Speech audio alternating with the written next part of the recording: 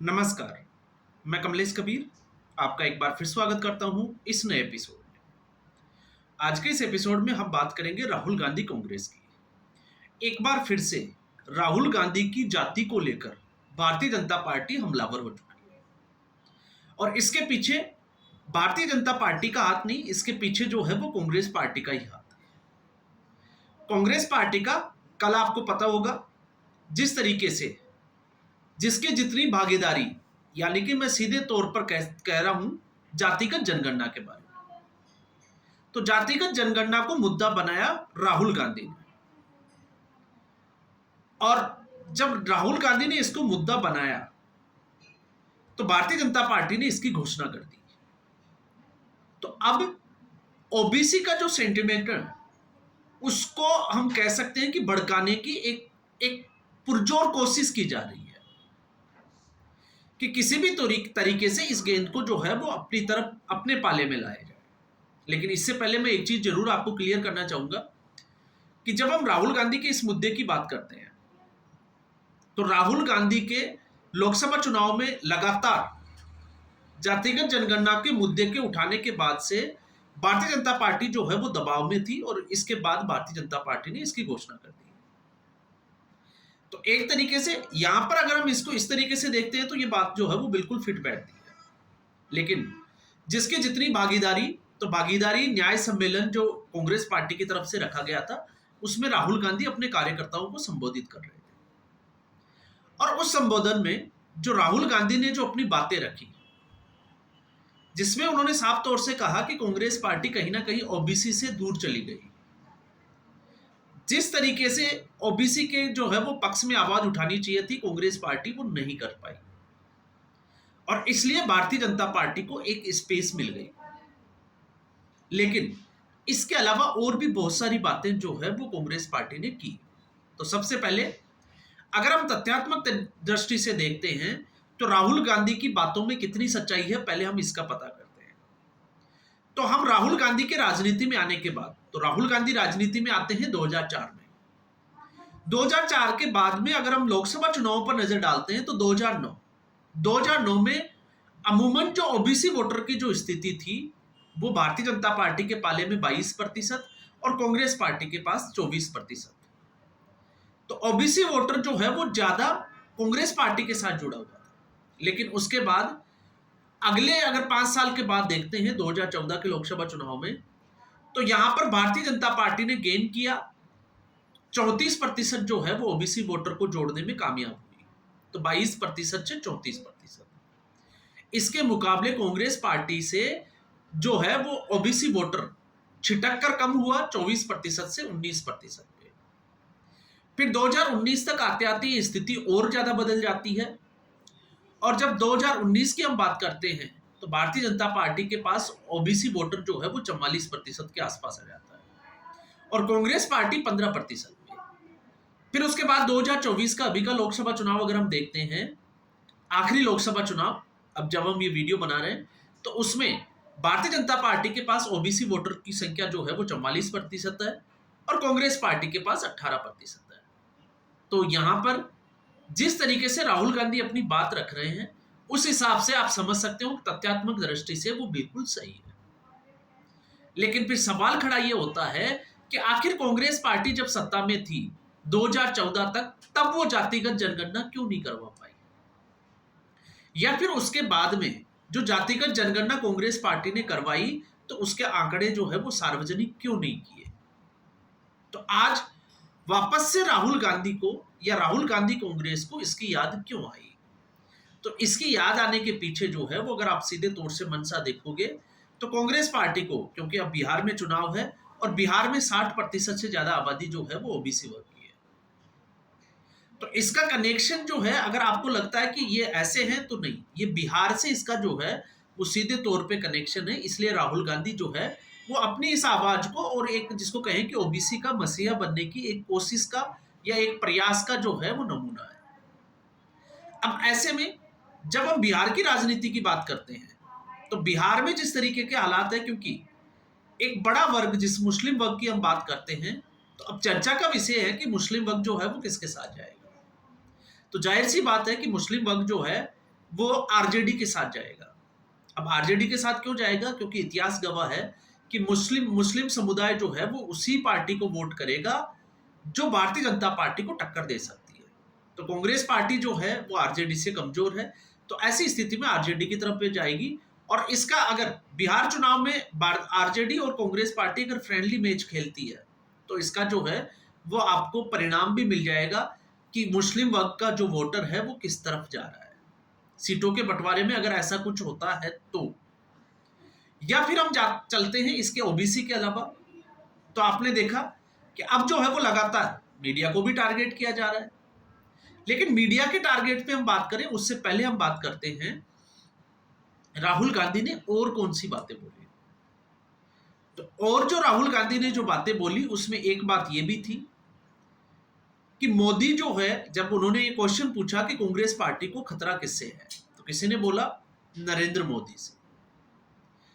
तो राहुल गांधी जब ये बोलते हैं कि नरेंद्र मोदी उनसे खतरा नहीं है, वो कुछ भी नहीं है, सिर्फ और सिर्फ जो है वो मीडिया ने एक गुब्बारा बना रखा है, तो इसका क्या पैमाना है, इसकी क्या सच्चाई है? तो इसमें अगर आप देखोगे तो कांग्रेस पार्टी को खतरा किससे है? खुद राहुल गांधी से। लेकिन कांग्रेस पार्टी का कोई कार्यकर्ता या कांग्रेस पार्टी का नेता जो है वो इस तरीके की हिम्मत कर नहीं सकता। तो फिर बात आती है नरेंद्र मोदी की। तो अगर नरेंद्र मोदी जो है वो एक जिसको कहे कि गुब्बारा मात्र है, मीडिया का बनाया हुआ एक शो है, तो फिर 2014 के बाद में कांग्रेस पार्टी 70 साल के इतिहास में अपनी सबसे कम सीटों के ऊपर क्यों है? ये जो है वो बड़ा एक प्रश्न चिन्ह जो है वो खड़ा हो जाता है। और जब हम उससे भी पहले करते हैं तो 2001 से जब से गुजरात के मुख्यमंत्री बने हैं नरेंद्र मोदी, 2014 तक गुजरात में कांग्रेस पार्टी को अपने आसपास भी क्यों नहीं फटकने दिया? तो फिर इसका कारण क्या था? तो फिर सवाल यही हो जाता है क्योंकि राहुल गांधी सिर्फ और सिर्फ जो है वो अपने कार्यकर्ताओं को खुश करने के लिए ऐसा बोल रहे थे, वरना राहुल गांधी जो है वो खुद भी अंदर से जानते हैं कि नरेंद्र मोदी क्या है। और ऐसे में जब आप विश्व के पटल पर अगर आप देखते हो तो नरेंद्र मोदी की छवि को, तो अभी आपने देखा होगा राष्ट्रपति डोनाल्ड ट्रंप और जिसको हम कहें कि फ्रांस के राष्ट्रपति या पुतिन, जिनपिंग, इनसे भी ज्यादा जो है वो पॉपुलरिटी में सबसे आगे खड़े दिखाई देते हैं। लेकिन कांग्रेस पार्टी जो है वो ऐसा कह नहीं सकती। क्यों नहीं कह सकती? उसका कारण जो है वो आपको पता ही है। अब ऐसे में जब राहुल गांधी ये बात बोल रहे हैं तो फिर राहुल गांधी इस वक्त अगर कांग्रेस पार्टी की सरकारों की बात करते हैं तो सिर्फ और सिर्फ 3 राज्यों में कांग्रेस पार्टी की सरकार बची हुई है, जिसमें एक बड़ा राज्य है कर्नाटक। और कर्नाटक की इस वक्त स्थिति क्या है पूरे देश को पता है। हिमाचल और तेलंगाना जो है वो छोटे राज्य हैं, सरकारें कैसे चल रही है ये भी सबको पता है। तो कर्नाटका में डीके शिव कुमार और सिद्धारमैया के बीच में सरकार जो है वो फंसी हुई है। अब राहुल गांधी जब जातिगत जनगणना की बात करते हैं तो आपने देखा कांग्रेस पार्टी, वैसे अगर आप देखोगे तो कांग्रेस पार्टी में जब मैं बात कर रहा था वीडियो के शुरुआत में कि एक बार फिर से जो है वो राहुल गांधी की जाति को लेकर अब आवाज जो है वो उठने लगी है। तो ऐसा क्यों हुआ? ऐसा इसलिए हुआ कि तेलंगाना में जो कास्ट सेंसस की बात की जा रही है तो कांग्रेस पार्टी के ही नेता कांचा इलैया, उन्होंने जिस तरीके से भाषण दिया, तो उस अगर आप भाषण देखोगे, जैसे उन्होंने बताया कि नेहरू जो है वो ब्राह्मण थे, गांधी जो है वो बनिया थे, फिरोज थे वो फिरोज गांधी वो फारसी थे, तो उन्होंने सब कुछ बताया। और सोनिया गांधी जो है वो क्रिश्चियन है। तो राहुल गांधी मिक्स जाति के हैं, संकर वर्ण में आते हैं। तो जिन लोगों को ये लगता था कि राहुल गांधी दत्तात्रेय कोल ब्राह्मण है या और किसी और जाति से है, तो ये आपकी और हमारी भूल है। कांग्रेस पार्टी के हिसाब से राहुल गांधी जो है वो मिक्स वर्ण है, एक हाइब्रिड है। तो आप समझ गए होंगे कि कांग्रेस पार्टी की स्थिति जो है वो अब क्या है। अब कांग्रेस पार्टी जब इस तरीके के मुद्दों पर बात करती है तो इसका मतलब ये नहीं है कि राहुल गांधी जो है वो एक तरीके से लड़ाई लड़ रहे हैं। कि बिहार की राजनीति में बिहार का जो चुनाव सामने है उसको लेकर एक बार फिर जो है वो ओबीसी को अपने पाले में या ओबीसी को साथ जोड़ने के लिए एक प्रयास किया जा रहा है। एक ओबीसी के जो सेंटिमेंट है उसको भड़काने की कोशिश की जा रही है। और ऐसा मैं क्यों कह रहा हूं? ऐसा मैं इसलिए कह रहा हूं क्योंकि जब मुद्दों की बात आती है और राहुल गांधी ये बोलते हैं कि जब वो ठान लेते हैं तो वो करते ही हैं, ऐसा जो है वो उनकी बहना से पूछ सकते हैं। तो यहां हमें बहना से पूछने की जरूरत नहीं है, हम सीधे तौर से एक बात का आकलन जरूर कर लेते हैं। राहुल गांधी पिछले 10 साल से जो है वो लगातार वीर सावरकर को माफी वीर कहकर जो है वो गालियां देते आए हैं। तो राहुल गांधी जैसा कहते हैं वैसा ही करते हैं। तो महाराष्ट्र के विधानसभा चुनाव से 2 महीने पहले जो है वो सावरकर के नाम पे चुप्पी क्यों साध ली थी? आप खुद सोच कर देखिए। महाराष्ट्र की धरती, सावरकर की धरती, आरएसएस का गढ़ माना जाता है, और उस गढ़ में चुनाव हो और कांग्रेस पार्टी का वरिष्ठतम नेता, या मैं तो कहूंगा कि कांग्रेस, राहुल गांधी ही कांग्रेस है, वो व्यक्ति वीर सावरकर को कैसे भूल सकता है? उसको गालियां क्यों नहीं दी? तो सीधी सी बात है, चुनावी मौसम था और शिवसेना के साथ गठबंधन था। लेकिन अब बिहार से जब सावरकर का कोई लेना देना नहीं है इसमें, आप देखोगे तो अब जो है वो वीर सावरकर को और मनुवादी मनुस्मृति को लेकर, या हम कहें कि सनातन को वापस टारगेट करना राहुल गांधी ने कैसे शुरू कर दिया। तो इससे आप जो है वो जातिगत जनगणना के मुद्दे के साथ जोड़कर देख सकते हो। यही जो है वो राजनीति का एक स्वरूप होता है।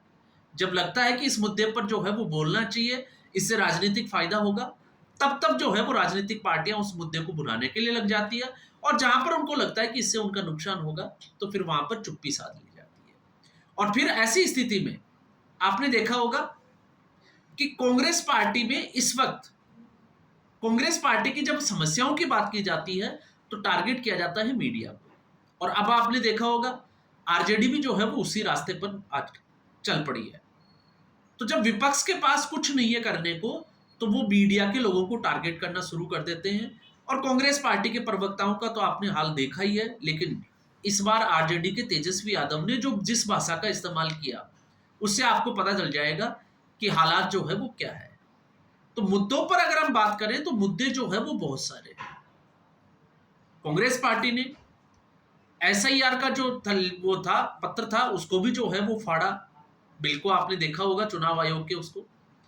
लेकिन अब सवाल ये खड़ा हो जाता है कि क्या चुनाव आयोग जो है वो इसको रोक देगा? तो चुनाव आयोग ने घोषणा कर दी कि बाकी के राज्यों में भी ऐसा ही होगा। और जहां हम बिहार की बात करते हैं, तो बिहार में लगभग जो है वो सरकारी आंकड़े के हिसाब से 65 लाख मतदाता ऐसे हैं जिनका वोटर लिस्ट में नाम कटना जो है वो तय माना जा रहा है, जिसके ऊपर जो है वो संशय बना हुआ है। जिसमें कैसे? जिसमें 22 लाख जो है वो मृतक वोटर्स, तो 22 लाख तो सीधे सीधे हो गए, और 35 लाख जो है वो जो दूसरे राज्यों में माइग्रेट कर गए, शिफ्ट कर गए। इसके अलावा 7 लाख ऐसी आबादी है जिनके पास में दो दो जगह के मतदाता पहचान पत्र है, और जिनका संपर्क नहीं हुआ ऐसे लोगों की संख्या 1 लाख है, और 1,20,000 के आसपास जो है वो फॉर्म ही वापस नहीं आए। तो बिहार में जिस तरीके से जो है वो एसआईआर को मुद्दा बनाया जा रहा है, तो आप समझ सकते हैं कि विपक्ष इसको जो है वो जोर शोर से क्यों उठा रहा है। अब विपक्ष के लिए जो है वो सीधे तौर पे चुनौती बना हुआ है ये वोटर। तो अब कांग्रेस पार्टी जो है जिस राह पर चल रही है, उस राह के बाद में, क्योंकि कांग्रेस पार्टी अब जो है वो राहुल गांधी अगर ऐसी बात करते हैं तो राहुल गांधी कह सकते हैं, लेकिन नरेंद्र मोदी ऐसा कर सकते हैं। और ऐसा मैं क्यों कह रहा हूं? क्योंकि नरेंद्र मोदी इस वक्त सत्ता में है, तो कोई भी मुद्दा होता है, जैसे जातिगत जनगणना की हम बात कर रहे थे, भले ही वो राहुल गांधी और कांग्रेस पार्टी के दबाव में लिया गया फैसला हो, लेकिन भारतीय जनता पार्टी नरेंद्र मोदी की सरकार कर सकती है, क्योंकि नरेंद्र मोदी इस वक्त सत्ता में है। तो राहुल गांधी सिर्फ जो है वो ऑडिटोरियम में अपने कांग्रेस के कार्यकर्ताओं को और अपने नेताओं को ये कह सकते हैं कि ये उनका जो है वो मुद्दा है जो राजनीतिक भूकंप ला सकता है। तो तेलंगाना की बात जो है वो राहुल गांधी ने करी। तो राहुल गांधी कुछ बातों को स्वीकार कर रहे हैं, लेकिन कुछ बातों पर जो है वो अपने कार्यकर्ताओं को सिर्फ और सिर्फ जो है वो खुश करने का प्रयास कर रहे हैं। और ऐसा कर रहे हैं तो वो अपनी ही पार्टी को धोखा दे रहे हैं। क्यों ऐसा मैं कह रहा हूं? ऐसा मैं इसलिए कह रहा हूं क्योंकि नरेंद्र मोदी और अमित शाह, अगर इनको टक्कर देना है कांग्रेस पार्टी को, तो नरेंद्र मोदी बनना पड़ेगा। अगर राहुल गांधी ये सोचते हैं कि वो बिना मेहनत किए हुए ऐसा कर जाएंगे क्योंकि वो उस परिवार विशेष में पैदा हुए हैं, तो फिर ये गलतफहमी जो है वो कांग्रेस पार्टी की है, और कांग्रेस पार्टी के इस असर का जो है वो प्रमुख कारण भी माना जा सकता है। तो आज के एपिसोड में बस इतना ही। उम्मीद करूंगा वीडियो एपिसोड आपको पसंद आया होगा। वीडियो को लाइक करें, शेयर करें, चैनल जरूर सब्सक्राइब करें। धन्यवाद।